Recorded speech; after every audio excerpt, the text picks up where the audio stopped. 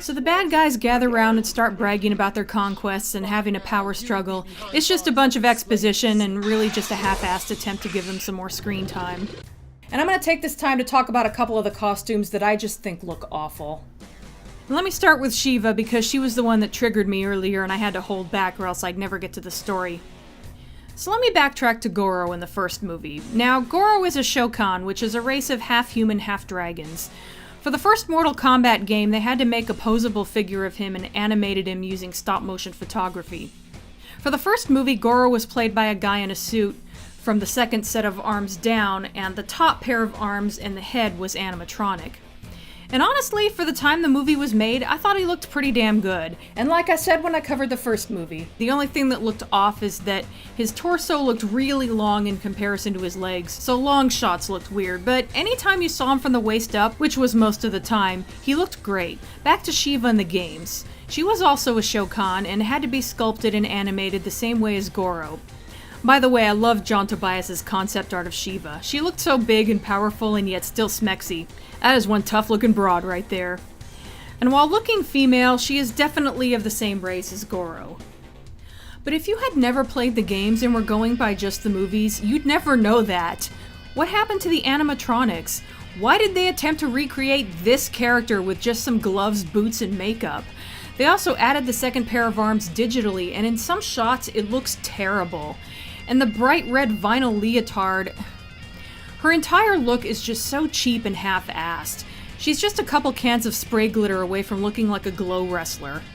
And the same goes for Motaro. This is another character who should have been mostly animatronic, and he looks far too human like this. There are shots where his lower half looks convincing enough, but why did they make no attempt to give him hooves? It's not really that hard to achieve. I've seen so many fursuiters pull it off. Why can't a special effects department for a movie handle it? By the way, fun fact, this guy was also Malibu on American Gladiators. Oh, and for the record, my complaint is not that they don't look exactly like they did in the games. My complaint is that they look cheap and half-assed, especially compared to the first movie. You'd think it'd be a budget restriction, but Annihilation actually had nearly twice the budget of the first movie. Where did all that money go? I guess it was spent on just the sheer number of actors they hired. Again, quantity over quality. Silence! What is your report? So there's mention of Stryker and Cabal, but they don't ever show up. Yeah, believe it or not, there are actually characters in the Mortal Kombat universe who don't show up in this movie. Anyway, Rain was supposed to kill them and didn't. But Master, I thought if I let them I have no use for excuses! I'm actually curious what his reason was, but whatever. It will never happen again. He gets knocked into a pit of fire and dies instantly. More bickering in regards to who will replace Rain as Shao Kahn's second in command, but he chooses Sindel, who has just been standing around mugging this whole scene. These characters are so one-dimensional, they just exist for fan service, and the writers clearly don't know what to do with them, so they just give them a bunch of exposition to spout so they'll have something to do and the camera can linger on them for a little longer because they think that will make fans happy. Meanwhile, believe it or not, Liu Kang actually does what he's supposed to and seeks out Nightwolf. Or tries to, but is attacked by a wolf who is never shown on screen the same time as him. But it turns out that it was Nightwolf, the Apache shaman. I bet his first line will be wise and memorable. Pretty cool, huh? Fuck this movie. More talk about how Liu Kang isn't ready, blah blah blah. You think you're ready, Liu Kang? But if you were, would Katana have been captured? Right, it's not like Katana's a grown-ass woman and it's her own fault that she got captured. It's obviously up to the man in the room to rescue her. Fuck this movie again. So, because this movie wasn't convoluted enough, we're introducing animalities into it. One of the useless gimmicks in the later games along with friendships and babalities. Friendships were kind of fun, but the other two just felt kind of thrown in to me.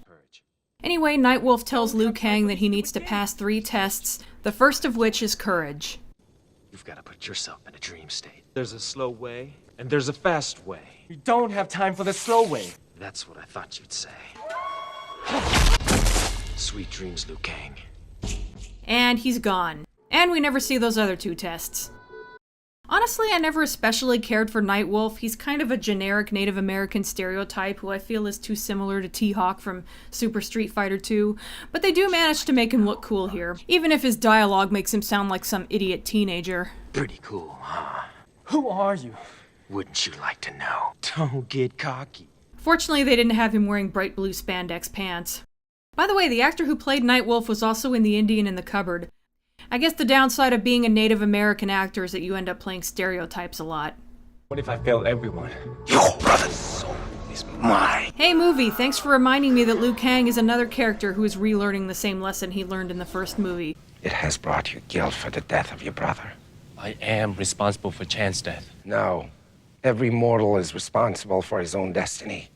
First his brother gets killed and he's motivated by guilt, and now his love interest is captured and he's motivated by guilt. Anyway, he wakes up to find... I'm Jade. Of course you are. So anyway, Jade shows up and seduces him, but he comes to his senses, and she's not happy about that and a fight breaks out. This scene is pretty cool, even if Jade is yet another thrown-in character. If nothing else, I really dig the music.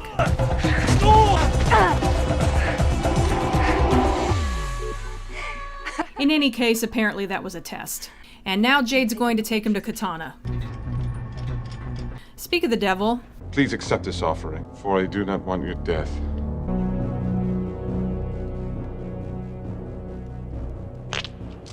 How did he not see that coming? Meanwhile, Sonya and Jax are progressing, and Sonya... I'm gonna die today, at least tell me why. Nobody told me why Johnny had to die. And who the hell is Johnny? apparently thought it'd be a good idea to rescue her partner and then treat him like shit and expect him to still stick around.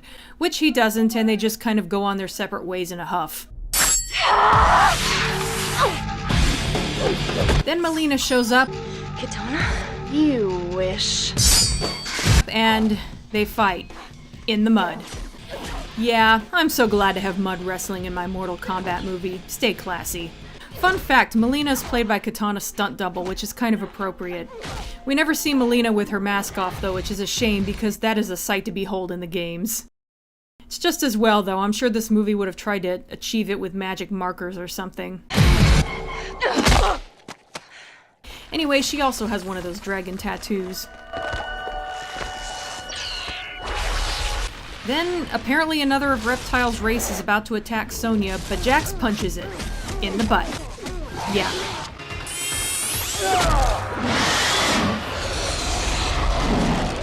So they kiss and make up, metaphorically, no shipping in this case. But you do look good in mud. Mostly. Jax. But then the army shows up again, so they cheese it. I have come to the Eternal Palace because your sacred rules have been broken. Meanwhile, Raiden confronts the elders and they don't give him much information, but apparently he makes some kind of deal with them that involves sacrificing his immortality. Back to Sonya and Jax. Wow, she managed to take a shower and get new clothes that look just like the old ones. Anyway, they get attacked by someone who turns out to be Jade, and she and Liu Kang have caught up with them. Major Jackson Briggs. You've got an incredible set of legs. For kicking at me. But things get kind of weird. She was kidnapped by Scorpion. You lost Katana and you picked up her? Wow, here we go again with the Katana being someone who is totally helpless and who Liu Kang lost. And what, he's not allowed to have an ally that's disrespecting Katana somehow? What the fuck? You know what? I really don't like Sonya in this movie. She wasn't the nicest person in the first movie, but character development took care of that. Now she's just a total bitch to everybody for no reason. I guess it could be said that she's projecting due to her guilt about Johnny's death, like maybe she feels like having Jax around is replacing him or something, but I honestly think that would be giving this movie too much credit. Mainly because the whole issue with Johnny's death just kind of goes away at some point and is never mentioned again, rather than there being some kind of closure. Let's put this petty stuff aside and start worrying about bigger things. But that would cut down on like 2/3 of this movie's dialogue. So yeah, let's put the petty stuff behind us and end the movie quicker.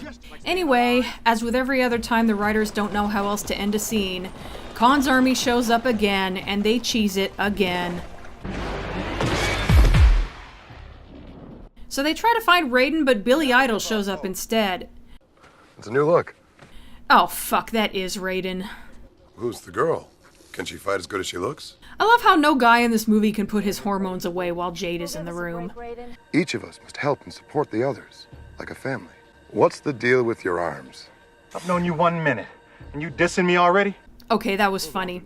But anyway, Raiden does his whole dad act where he chides the kids for fighting and tells Jax that his metal arms just show that he has a lack of self-confidence. I don't know, I don't see how the arms are any different than any other kind of weapon. Like, I don't know, being able to shoot lightning out of your hands? Raiden? Now that it's been pointed out, I'm not a fan of Jax's character arc where he got the metal arms because he didn't think he was strong enough without them and so he has to learn otherwise. I think a better arc would involve him losing his arms and through surgery and physical therapy, he overcame that handicap through the use of technology. It's kind of cliche and it's been done, but it makes him seem less lame. And apparently it's closer to what happens in the games. To be fair though, that was after this movie was made. Anyway, Raiden leads them to safety and tries to open a portal to Outworld while Sindel blows everything apart with her sonic scream. Come on.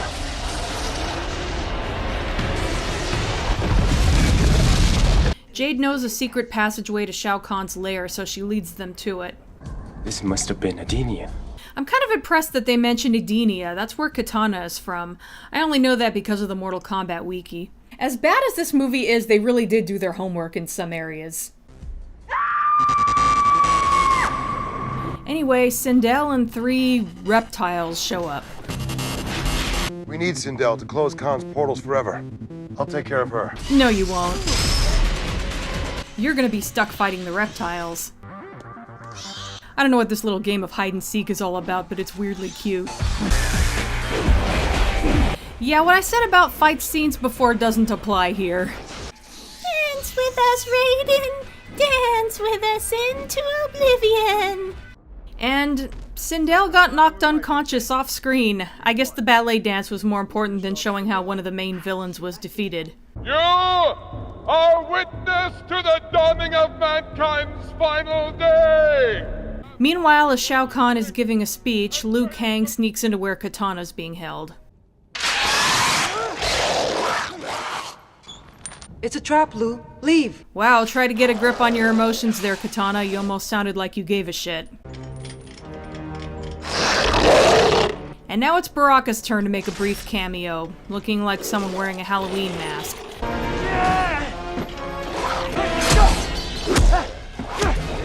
But Liu eventually knocks him down where he turns into Rain before landing in the fire pit. Seriously, they actually used a different angle of Rain falling into the fire pit, even though these two characters look nothing alike. Again, where did that budget go? So Liu frees Katana, but they're interrupted by that glow wrestler who bears a passing resemblance to Shiva, who immediately gets crushed under the cage. See what I mean about how they don't know what to do with all these characters? That is such a lame way to die. Anyway, they catch up with everyone else and... Your love can break the hold Khan has over. Geez, how corny can you get? I am mildly uncomfortable thinking about all the naughty fan fiction this probably inspired. Oh, Kitana. I have prayed for the day when our love will bring us together again. I was about to rant about how lame that is, but at least it didn't work. You are powerless, Thunder God. This movie still has 30 minutes to go, by the way. You fools. So, Jade reveals herself to be a traitor. Come to think of it, why did no one think to question her? She just shows up, offers to help with all this knowledge she has about Shao Kahn's lair, and no one thinks to question it. And apparently the bit about Katana breaking the spell with a kiss on the forehead was a lie. Gee, and it sounded like such a solid plan, too. How could you do this to us? It was so easy. You need to be on a low-carb diet with all the ham in this movie. What is even happening right now? Oh, that was a teleport move. I don't think she even did that in the game. So now everyone starts bickering again. If Sindel is not the key to closing Khan's portals, then Khan has a higher allegiance. And it turns out that Raiden also has one of those dragon tattoos. This tattoo is a family crest, bestowed only to my bloodline. The tattoos you saw, did they flee the fighter upon death? Temporary passes. They did not share my bloodline. My father is an elder god. So are you ready for this totally unnecessary twist? Shao Kahn is my brother. Yep. Meanwhile, Jade's in trouble for running off instead of killing our heroes. She speaks the truth. We would have died trying. You're already dead. But then she gets sacrificed to another reptile. Ah yes, the comically belching monster, always a sign of a classic. Your failure will be my opportunity. Thank you, I've been wanting to do that all movie. Meanwhile, do we even care about Raiden's family history? Oh well, he and Shao Kahn had to fight each other to the death so the winner would inherit the throne. Khan must die. This time you're going to kill him. I could not then. I cannot now. Wow, Raiden, you kinda suck. So it's all on Liu Kang now, like we didn't know that was gonna happen. I want to fight Khan, but I don't know if I'm ready. You must believe in yourself, Liu. We believe in you. Oh, now suddenly everyone thinks he's ready. If we die, we will die in battle. Together. And the final battle is about to begin. I wish I could say that it meant the movie was almost over, but we've still got a third of it to go. Father, you alone have the power to end this. Stop! I do not want to remember you this week. It is not weak to value life! That's actually a good line. Shinnok offers Raiden the chance to come back and rule at his side, but of course Raiden declines.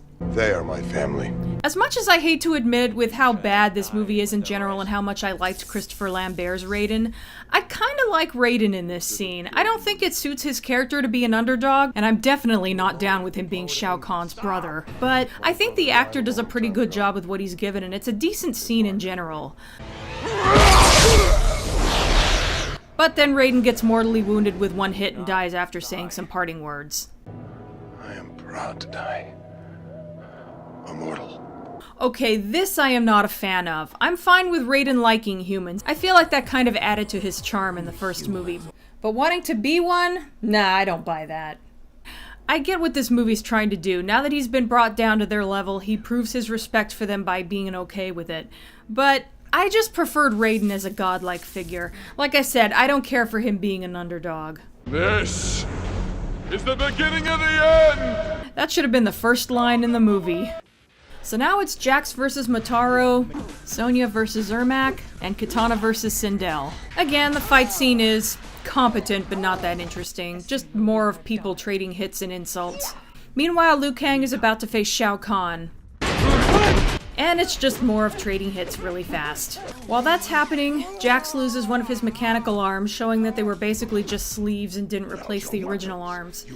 So why was he in a hospital setting and why had he been sedated? He could have had those put on anywhere. But anyway, now Jax has to learn to fight without them. I got everything I need right here! Yeah, that's a good way to win over fans. Take a character who has a really cool feature and show how useless it is. Other than that, for the most part, everyone is just kicking and punching each other. There are 4 fights going on at once right now, and there's nothing all that interesting about any of them. At one point, Ermac makes a double of himself and they gang up on Sonya, therefore squeezing in one more cameo in the form of Noob Saibot. Sonya does her leg grab again, and I have to admit it looks a lot better here than it did in the first movie, where you could tell that Kano had to help hold them in place. That little butt wiggle she does to snap Ermac's neck looks pretty silly, though. So you finally got your confidence back, huh? Finally asked for help, huh? Fuck this movie a third time. So Shao Kahn tells Liu Kang he's going to fail, and that awakens his animality, and he turns into a very generic-looking European dragon. I mean, not even the famous Chinese dragon in the Mortal Kombat logo, like in the games? Come on, movie. Nah, I done seen everything. You and me both, Jax. Anyway, Shao Kahn counters by morphing into a Hydra, which is a neat choice, despite the fact that the transformation itself looked pretty silly at first. What is this? I don't even. Honestly, this just makes me wish I was watching the Ceratosaurus and the Triceratops fight each other in 1 million years BC, which looked better, by the way. Ray Harryhausen forever. I'll say one thing for the animalities in the games, at least it was just a finishing move. The game didn't suddenly become 2 giant monsters fighting each other. I mean, the first Mortal Kombat movie borrowed heavily from Enter the Dragon, which makes sense because that's a martial arts movie. This one borrows from Godzilla vs. whatever.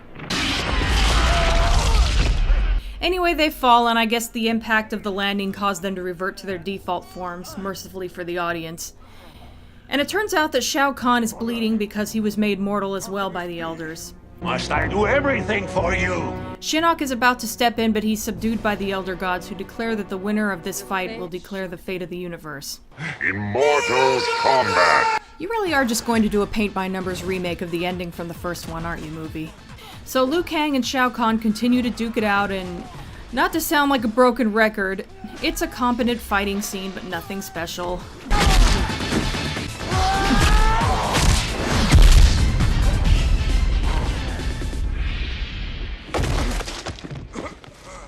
Liu Kang wins, LOL. Look at what this movie is doing to me. I just compared Liu Kang to John Cena. Anyway, Shinnok is sent into the Phantom Zone? Wait a second. The tattoos you saw, did they flee the fighter upon death? They did not share my bloodline. So does that mean that Shao Kahn and Raiden were not related? You know what? I don't care. The merging of the two realms is stopped, and Earth Realm is restored, and so is Sindel. That was the longest week of my life. How did this movie take place in a whole week? Anyway, Raiden is brought back to life and made into an Elder God to take Shinnok's place. I'm surprised Sonya isn't pissed about that with how much she angsted over Johnny's death. But like I said, I think she just kind of forgot about it by now. I will be watching you. Well, at least Raiden is a god again, and he has some nice parting words for everyone. Be there for one another. You're a family now. What's with that effect? And they all start to walk off together happily, and the movie just abruptly ends there. It's over! And that was Mortal Kombat Annihilation. God, this movie is dumb. I know the first movie was kinda dumb too, but it was dumb in a fun, sometimes intentional way. Not to reiterate too much of what I said last time, but with that one, I honestly feel like they were trying to make a good movie, and it seems like there was a lot of love put into it. They cared about the aesthetics, for example. This movie is a dumb in a they just didn't care kind of way. I'm not naive enough to think that the first movie wasn't a cash grab and that anyone did it purely for the art, but even a cash grab can be good if the people involved with it care enough to put out a decent product. With this movie, I don't know, maybe they did care and they were just really incompetent. I almost want to believe that they were fans of the games just because of how many characters they were apparently familiar with and knew how they should look, in theory. I mean, hell, as much as I hate the Silent Hill movie, Christoph Gans was apparently a fan of those games, so being a mega fan of something does not automatically mean that you know how to handle making a good adaptation of it, is what I'm saying. But yeah, this movie, all of the characters conveniently forget everything they learned the first time around, so we have to sit through them learning it again. Sonya's just a completely unlikable bitch. Katana's just kind of boring. Maybe she wasn't much better in the first movie, but at least then she had an air of mystery and not a lot of screen time, so if that's the case, it's not so noticeable. I thought Jax's story arc was kind of silly. I didn't so much dislike his character in general, but he wasn't very well utilized and was just kind of a walking stereotype for a lot of the movie. The guy playing Raiden this time around did a pretty good job. He doesn't have the charisma of Christopher Lambert, but he technically did well. Again, though, I didn't care for Raiden's story arc. Liu Kang was boring. Robin Shou plays him well again, but he isn't given enough to work with. He was more fun and interesting in the first movie. And it's kind of repetitive to have him beat the final boss again. I mean, it was, of course, unsurprising that he won in the first movie, but why not have someone else do it this time? Had they not killed off Johnny Cage in the first 5 minutes? I think it might have been interesting if he won. I mean, he did beat Goro in the first movie, so maybe he could have taken on Shao Kahn this time around. And we would have had Lyndon Ashby again, so that would have been another plus. The only good things I can say about this movie is that Shao Kahn actually looked pretty accurate. I think we see him without his mask a little too often, but when he's in full costume, he does look like Shao Kahn in a way that works. And he was kind of a fun character in the vein of Shang Tsung in the first movie. He was hammy in a way that I have to admit I enjoyed. Sindel had her moments in that area too. And of course, Raiden has his moments. And if not for the really bad green screen effect, his fight against Shao Kahn might have been cool. It was kind of neat seeing his torpedo launch move in action. Honestly, they could have cut like 10 characters from this movie and it would have flowed better. It would have cut out a lot of unnecessary padding, and this movie's runtime probably would have been cut in half.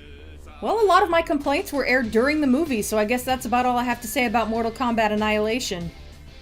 And probably Mortal Kombat in general. Like I said last time, I don't really follow the franchise anymore. I was heavily into the first couple games, but the series just kind of fell out of my favor when the third one came out, partly because I was losing interest in fighting games in general. But I have so much nostalgia for those first two games and the first movie, and they will always hold a special place in my heart. Hell, Scorpion is still one of my favorite video game characters, and I don't expect that to change. That's it for now. See you next time.